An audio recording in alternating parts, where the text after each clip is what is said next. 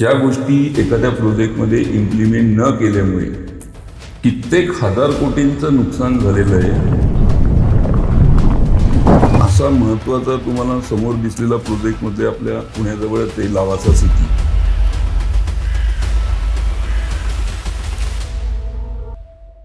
आपण पाहतो की एखाद्याचा बिझनेस खूप चांगला चालतो आणि एखाद्याला फेल्युअर मिळतो.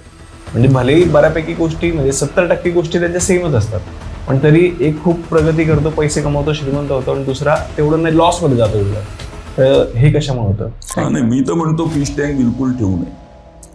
आता मासे ही मुक्त संचार करणारी जमात आहे. अशा 3-4 चुका तिथे झाल्यामुळे आपल्याला तिथं अपेक्षा एवढा परिणाम आला नाही की एवढी मोठी लोक इन्व्हॉल्व होती, सगळ्या गोष्टी होत्या, पण तिथं आल्या नाही. तर नरिमन पॉइंट इथे सगळ्यात श्रीमंतीचं. इंटरनॅशनल ट्रेड किंवा फॉरेन इन्व्हेस्टमेंट मुंबई एखाद्या मॅग्नेट सारखी खिचते. हे खरंच काम करतं का? म्हणजे घरासाठी करतं हे मी समजू शकतो, पण बिझनेससाठी काम करतं का? तर गुगल सारखी कंपनी जेव्हा आपल्या वास्तुशास्त्रात ते कलर यूज करते, तर आपण पण का केले नाही पाहिजे? आपण मग इकडचे तिकडचे कलर यूज करून उपयोग नाही. समुद्राच्या लाटा ज्या येतात ते किनाऱ्यावरील खडकांना बघून कधी मागे फिरतात का?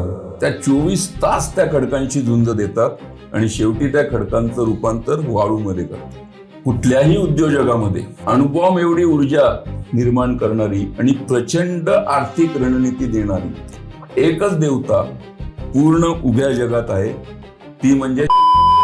उलट आम्ही वास्तुशास्त्रात सगळ्यात पहिलं काम हे करतो की त्यांना लोन कसं लवकर आणि चांगलं मिळेल. तर आमच्या निबंधाची पहिली ओळ अशी असते की स्वर्गातनं जर अमृत कुंभ आणायचा असेल तर ते काम फक्त गरुडच करू शकतो.